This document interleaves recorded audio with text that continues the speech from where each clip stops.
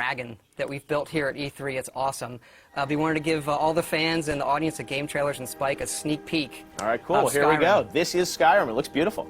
Here it is running on the 360. It is a huge, epic fantasy game where you can be who you want and do whatever you want. We're really, really pushing the hardware.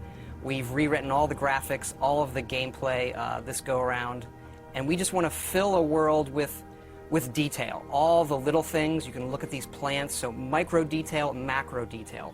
You can walk to the top of that mountain. If you've played our stuff, you know these are huge games that are wide open for you to explore and do what you want. We have a new animation system, so you can play in third person.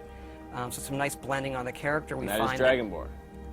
That is, you can be whoever you want, male or female. This is the character we're showing. So a lot of people like to play in third person, so it's a real viable option this go around. As you, I mean, you've got wildlife. You've got, I mean, the world is really alive. Really, really alive. So we push for, and it's you are who you play. The right trigger does your right hand. The left trigger does your left hand. And so, as opposed to picking a character, you just be who you want, do what you want. So now I'm kind of being a battle mage, where the left trigger is casting this healing spell, and I can put that in any hand if I want. So right trigger, and then left trigger. Dual wield spells, and you power up. What's cool is if you pull both triggers at the same time, you get a more powerful version of that spell. Now we're headed up high up into the mountains where it gets snowy to this Nordic ruin. This is one of our over 150 dungeons that we have in the game, and the ancient Nords used to worship dragons. So here we are inside the dungeon with our bow. We do have a lot of cool stealth gameplay as well. So we really want to pay off on all of those different styles of gameplay, whether it's stealth, melee, magic. As this person is switching between first and, or in this playthrough first and third, do you think a lot of people are going to play it that way, or? You know, I prefer first person myself, but I notice a lot of people just like to run around in third person. You can also dual wield swords. Okay, wow.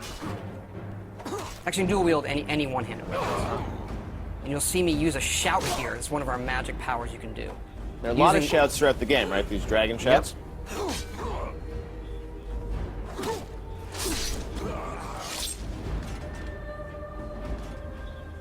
And up here we're seeing the undead, the Draugr, who live in this Nordic ruin. Using a flame spell in my left hand, sword in my right. Then another shout power.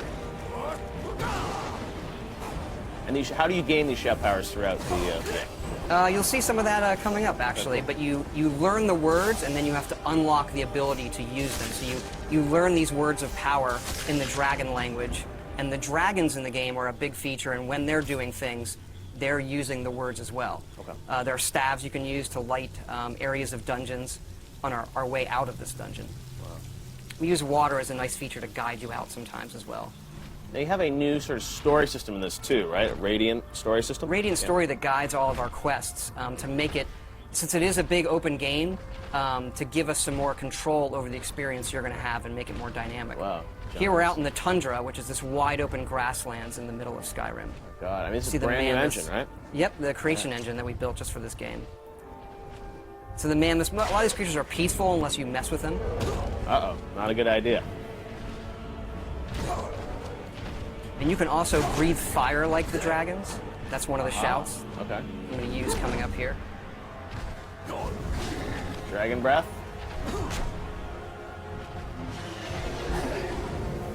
Aha. And dragons can attack anything. They're dynamic creatures. We don't script them. So when we're playing the game, we don't know what they're going to do. Often they are these big boss fights that are dynamic and interesting in ways that we've never experienced in a game before. Now I read a rumor online this week that the game is over 300 hours, or you can spend at least 300 hours in the game. There is at least 300 hours in it. We kind of have stopped counting. There was so much stuff in this game. Oh, and here's a battle with the non-friendly dragon. Kind of getting some help from the guards of this tower here. And then when they die, you absorb their souls, and this allows you to unlock words of power, shouts that you've learned, and power them up. And then we also have fights in the game in times where there are multiple dragons. So here comes another one up there, a frost dragon. They're even more powerful than the dragon that I just defeated with the help of the guards.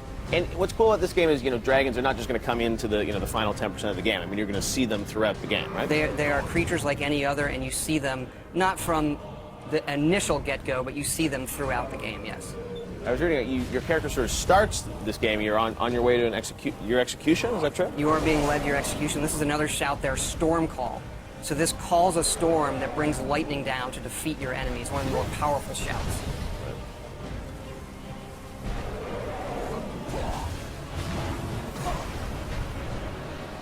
And then once the dragons get hurt enough, they can't fly, and they'll either land or they'll crash. And how will your relationship with these dragons change throughout the game? I mean, obviously, there's some that will be friendly to you. I don't want to quite spoil it yet, but they all aren't out to destroy the world, and why they're back and what they want is part of the mystery of the main quest in the game that you're going to uncover. Wow, very cool. Justine, are there any questions from fans for Todd? I have a question here from Jerry V on Facebook. Says, love the guilds in Oblivion. I wonder if the factions are going to return. Do you think it'll happen? We do have factions returning. Our three main factions are the College of Winterhold, which is like for the mages, the Companions, which is our warrior guild, and then the Thieves Guild, of course. Right. Very cool. And there's the beautiful Skyrim logo, and the date we know is going to be 11/11/11, which Absolutely. is coming out in November. Very cool. Justine, any more questions? Let's see, Player22 on Twitter says, loving the new engine. Can't wait to see more. Curious with how many environments they will have in Skyrim. There's a lot. It's another thing where we stopped counting. I mean, we have 7 major different regions in the game. You've seen some of that where we get into snowy mountains and pine forests and fall forests, that open tundra, lots of different dungeon types. I mean, we go at this each time trying to make the biggest, craziest role-playing game we possibly can and let people just do whatever they want. Awesome. Well, Todd, thank you Thanks, so much thanks for coming by. We Thanks. cannot wait to see more of Skyrim. It's definitely